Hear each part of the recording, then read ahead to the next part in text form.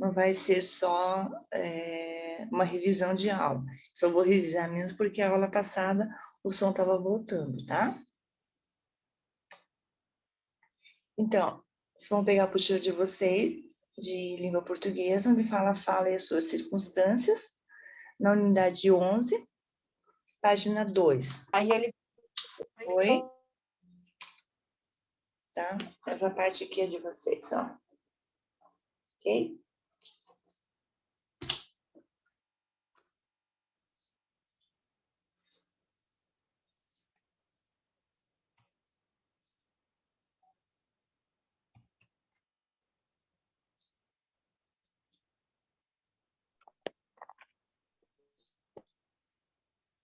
A fala e as suas circunstâncias, tá?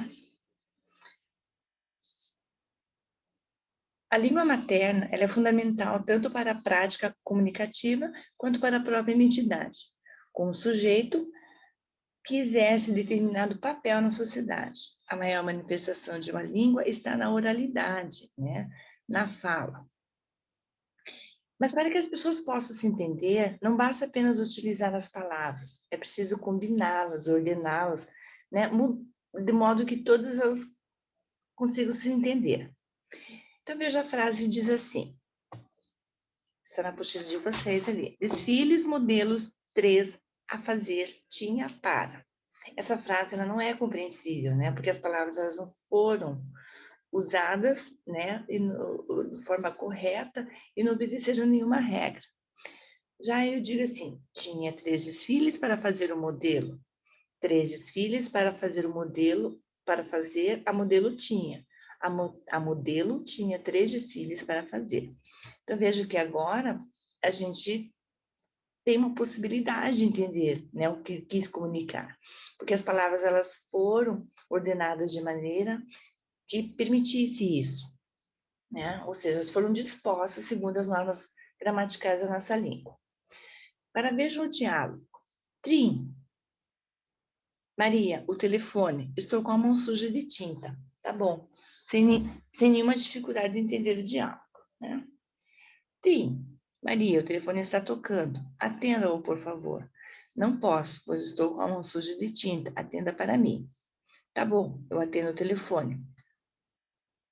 Atuam o sujeito, a situação, o horizonte histórico, né? Ambos os diálogos exatuam essa situação. Característica dos diálogos comuns entre as pessoas do dia a dia.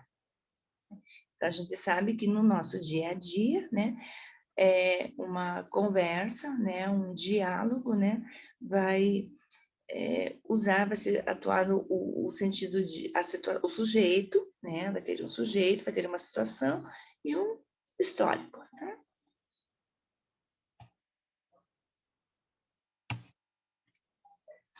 Então, são frases que têm gramaticalidade, né? Porque os usuários da língua são competentes linguisticamente e se entendem e se fazem entender.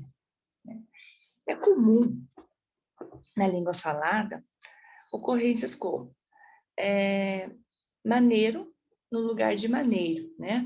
Seria a redução de ditongos, né? O ditongo aqui, o ei, né? Redução de ditongos em maneiro passa a ser maneiro, né? Ausência de flexão de números, 3 real, né? Ao invés de 3 reais. Ausência de concordância verbal. O pessoal fizeram, né? Não falo o pessoal fizeram, o pessoal fez ou eles fizeram. Né?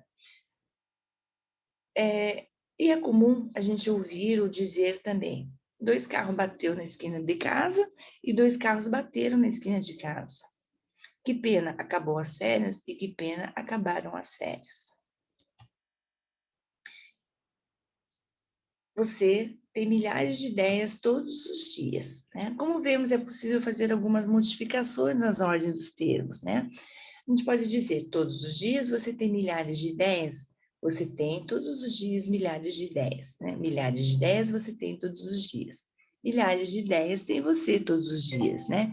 Esse conhecimento de organização de ideias estrutura o uso correto da gramática, vai se chamar sintaxe. Então, o que é uma sintaxe? Sintaxe é uma parte essencial da gramática que faz o estudo das palavras dentro das frases e também das orações, e como essas palavras se relacionam entre si. Além disso, faz o estudo dessa oração dentro do período, permitindo que a frase tenha sentido e que as palavras estejam na ordem certa dentro da oração. Essas definições são essenciais para que frases, orações e períodos façam sentido e sejam de fácil compreensão para o leitor. Na hora de compor uma ideia e transformá-la em um texto que seja coerente, conciso e escrito de forma correta, né, é a sintaxe, que é essencial e precisa ser levada em consideração. Então, dentro da sintaxe, a gente vai falar sobre frase, período e oração. Né? O que é uma frase? Frase, qualquer enunciado que transmite uma ideia com sentido. A frase não conta com a presença do verbo, né? Então, a frase, ela dá a ideia de comunicação, ela passa comunicação, né? E a oração é uma frase com sentido e que conta com a presença de verbo, tá? É todo e qualquer enunciado que se organiza em torno de um verbo. Então, a frase, ela pode, né? Ou não ter verbo, na verdade. Porque vocês vão ver que a gente que vai ter frase nominal e vai ter frase verbal, tá? E o período, nós temos dois tipos de período, o período simples e o período composto. O período simples, ele pode ter apenas uma oração e é finalizado por um sinal de pontuação. Eu digo assim, João é um rapaz muito alegre. Veja que eu tenho apenas um verbo, né? João é um rapaz alegre, então eu tenho um período composto. Eu tenho o quê? Uma oração. Então, eu tenho uma oração porque eu tenho verbo, né? Como eu tenho apenas uma oração, né? Eu tenho um período simples, porque eu tenho um verbo, isso eu tenho um período simples, eu tenho uma frase. E nesse caso, tem uma frase verbal, né? Com a presença de, novamente, um verbo. Tia Zumira, pesquisadora do nosso folclore, descobre mais um conto. Né? Eu tenho um verbo aqui. Então, tia Zumira, pesquisadora do nosso folclore, eu tenho uma ação, descobre mais um conto anônimo. Tem apenas um verbo. Então, tenho uma ação, eu tenho uma frase e um período simples. Já no período composto, ele vai ter duas ou mais orações, né? E tem um ponto final. João é um rapaz muito alegre, primeira oração. E consegue vários amigos, segunda oração. Por que eu tenho duas orações? Porque eu tenho um verbo aqui na primeira oração e eu tenho o segundo verbo aqui numa segunda oração. Então, eu tenho duas orações, eu vou ter um período composto, né? E eu vou ter uma frase verbal, porque eu tenho verbos. Maria gosta de brincar no parque e ama viajar. Então, Maria, olha, gosta, brincar e ama viajar.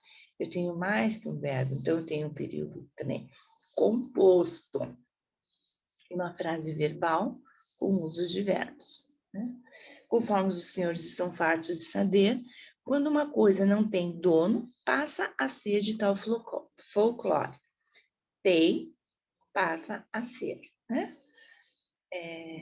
Eu tenho presença de três verbos aqui. Então, eu vou ter um período composto, né, e uma frase verbal. Dentro da oração,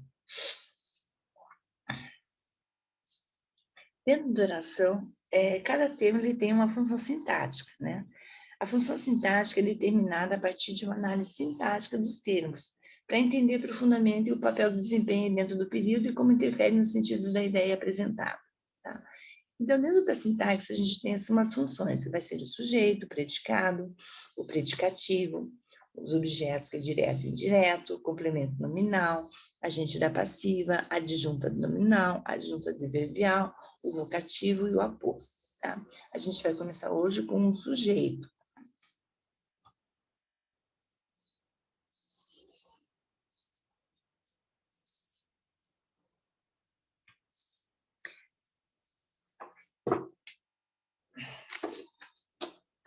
Na apostila de vocês, vocês têm uma tira, né? Uma tirinha ali do Cascão e do Cebolinha. Tá vendo ali, ó? Escreve imagem. Diz assim, Cebolinha, é verdade que você andou falando mal de mim? Eu só disse que na última partida de futebol você jogou sujo. Ah, foi isso? Então, obrigada pelo elogio, amigão. Né? Então, aqui a gente pode identificar 4 frases diferentes nos quadrinhos. É verdade que você andou falando mal de mim? Ó, é verdade que você andou falando mal de mim? Né? Eu tenho uma frase, né? Porque eu tenho verbos aqui, uma frase nominal. Eu só disse que na última partida de futebol você jogou sujo. Tem uma segunda frase, né? Foi só isso? Opa, olha. Ah, foi só isso? Eu tenho uma terceira frase. Então, obrigada pelo elogio, amigão. Tá? Então, veja, vocês vão perceber que vocês vão pegar períodos, né, numa análise sintática que tem que desenvolver ela, destrinchar todo aquele período. Então, tirar oração por oração, ver o que é a frase e o tipo do período. Então, esses quadrinhos aqui, né, percebem que eles se encerram todos com sentido completo, né? Então, elas têm frase, porque elas estão estabelecendo uma comunicação.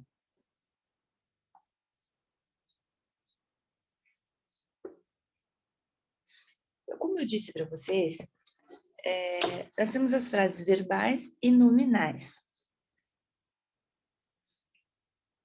Tá? Então, as frases verbais e frases nominais. A frase nominal é a frase construída sem verbos. Fogo, cuidado, belo serviço seu, trabalho digno desse feirante. Então, veja, quando eu falo fogo, eu não tenho verbo nenhum, tá? Eu não tenho verbo, mas ele não deixa de ser uma frase, porque está estabelecendo comunicação, né? Mas eu tenho uma frase nominal. Quando eu falo socorro, né? Socorro também não é verbo, né? O verbo socorrer, existe o verbo socorrer, socorro não é verbo, né? Mas eu estou estabelecendo uma comunicação. Eu tenho uma frase, mas é uma frase nominal. Belo serviço seu. E trabalho digno desse feirante. Já a diferença de uma frase verbal, ela é construída com verbo. O sol ilumina a cidade e aquece os dias. Ilumina e aquece. Está estabelecendo comunicação e eu tenho verbos, então eu tenho frase verbal. Os casais saíram para jantar. Saíram. Está estabelecendo comunicação e eu tenho verbo. A bola rolou escada abaixo. Está estabelecendo comunicação e eu tenho verbo, frase verbal. Bom, então dentro dos componentes da sintaxe, a gente tem o sujeito, né? A gente vai começar com o sujeito que está na página 6 da apostila de vocês. Sujeito simples, né? Os tipos dele, sujeito simples, o composto, sujeito agente, sujeito paciente, sujeito culto elíptico, o sujeito indeterminado e a oração sem sujeito. Nossa, aqui tem erro aqui de digitação, tá? O que é um sujeito simples? É aquele que possui apenas um núcleo, né? Ou seja, quando o verbo se refere a uma só palavra. Então, o núcleo do sujeito ele pode ser substantivo, ele pode ser um pronome, pode ser um numeral, pode ser uma palavra substantivada, né? Pode ser uma palavra substantivada, né? Então, são palavras importantes dentro da frase que a gente tira o sujeito. Por exemplo, diga assim, Pedro viajou. Tá? O verbo viajar, viajou, né, se refere a um substantivo, né? Que substantivo é Pedro. Então, eu pergunto assim, quem viajou? Sujeito, Pedro. Núcleo do sujeito, Pedro. Nós aprendemos o alfabeto. Quem é que aprendeu o alfabeto? Nós. Sujeito, núcleo do sujeito, nós também, né? Porque eu tenho um pronome aqui. Os 3 construíram o projeto, né? Quem é que construiu o projeto? Os 3, né? Então, os 3 é o sujeito. Qual que é o núcleo do sujeito? É o numeral, 3. O humilde aprende mais. O verbo refere-se a uma palavra substantivada. A gente sabe que humilde é uma palavra, é um adjetivo, né? Mas ela se torna substantivada. Por quê? Porque eu tenho,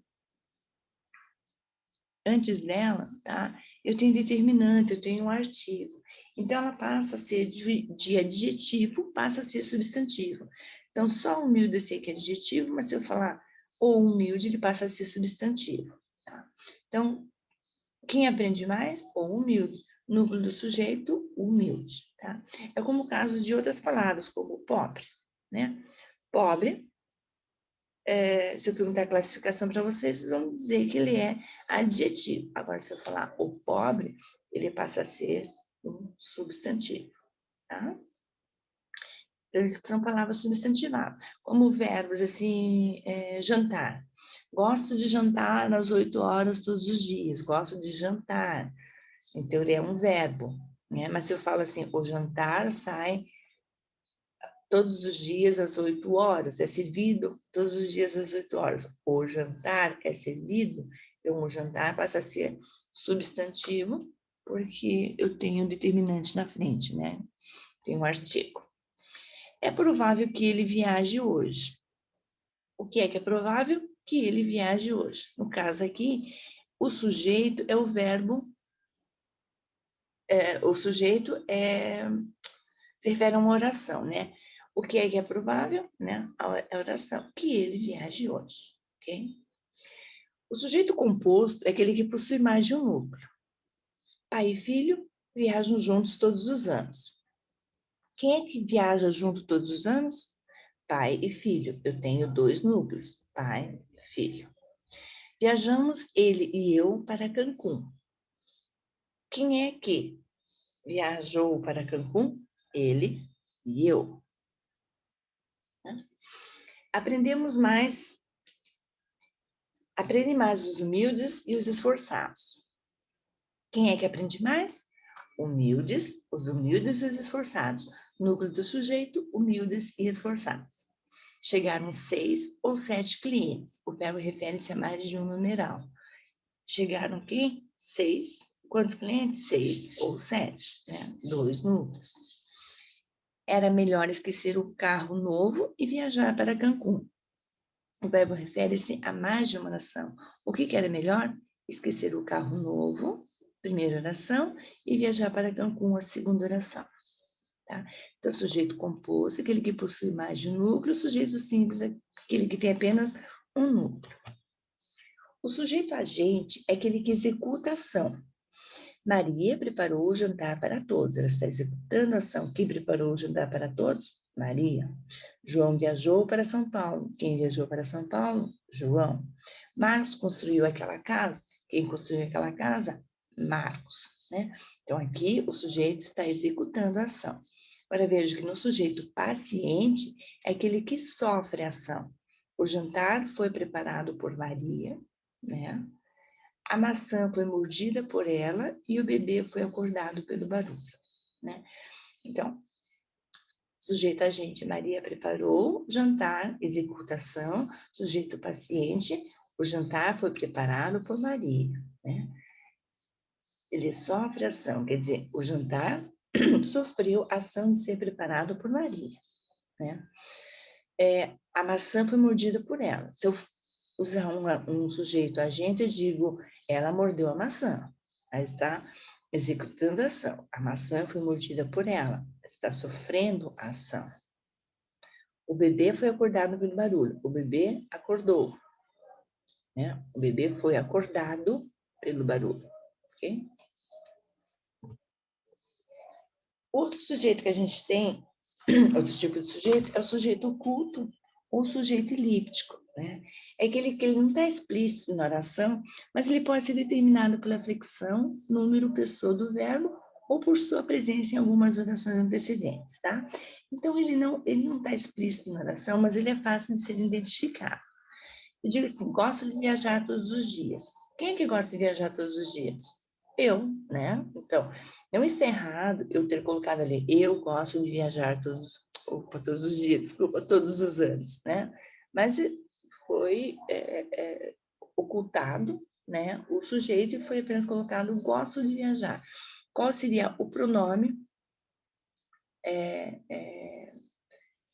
que determina esse verbo? Seria o eu, primeira pessoa do singular. Chamava-se Maria, tinha 16 anos e trabalha no hospital municipal. Vejo que nesse caso aqui, Maria está oculto, né? Porque eu poderia falar assim, chamava-se Maria, tinha 16 anos e Maria trabalhava no hospital, né? Ele está oculto aqui. Então, eu tenho Maria, né, sujeito, oculto antes do segundo verbo ali, trabalha. Sujeito indeterminado é aquele no qual não é possível identificar um referente explícito na oração. Sujeito na oração ou no contexto do enunciado, para a flexão do verbo, né? O sujeito indeterminado, então, como eu já disse, né, eu não posso determinar quem é o sujeito. Ele pode ser constituído por verbos transitivos na terceira pessoa do plural. Anunciaram a morte do prefeito. Quem é que anunciou a morte do prefeito? Eles. Mas eles quem? Eu não posso determinar, não sei quem são eles, né? Então, quando eu tenho verbos de terceira pessoa do plural, quando eu tenho verbo transitivo indireto, verbo intransitivo ou verbo de ligação flexionado na terceira pessoa do singular mais se. Então, verbos transitivos indireto e intransitivo mais se, né? Vou ter um sujeito indeterminado. Não se fala da morte do prefeito no jornal local. Então, não se fala. Quem não fala da morte do prefeito? Tá? Não posso determinar. A oração sem sujeito, o último tipo de oração, observe que chove muito nessa cidade, né? Você consegue identificar aonde está o sujeito aqui? Há muitos anos, há muitos animais no zoológico de Brasília. Consegue identificar? Então, como você pode ver, não é possível determinar o sujeito delas, né? Então, isso é um fato de orações sem sujeito. Quais são os fenômenos gramaticais em que ocorre uma oração sem sujeito? Com verbos ou expressões que denotam fenômenos da natureza. De manhã choveu muito, tem o fenômeno da natureza. Você tem uma oração sem sujeito. Quando tem o verbo haver no sentido de existir. Há muitos animais no zoológico de Brasília. Existem muitos animais. Então, quando eu posso trocar o haver por existir, eu tenho um sujeito, uma oração sem sujeito. O verbo haver, quando indicar um tempo decorrido. Aguardo a encomenda há 2 dias, né? Há 2 dias. E com os verbos ser, fazer e ir, na indicação de tempo ou relacionados com fenômenos da natureza. Era bastante tarde, né? O verbo ser, era bastante tarde. Fazia frio, verbo fazer, indicando fenômeno da natureza. Vai ir para uns 2 anos que não vejo os meus pais, né? Isso é uma indicação de tempo. Tá? Então, gente, por hoje é isso. Alguém tem alguma pergunta?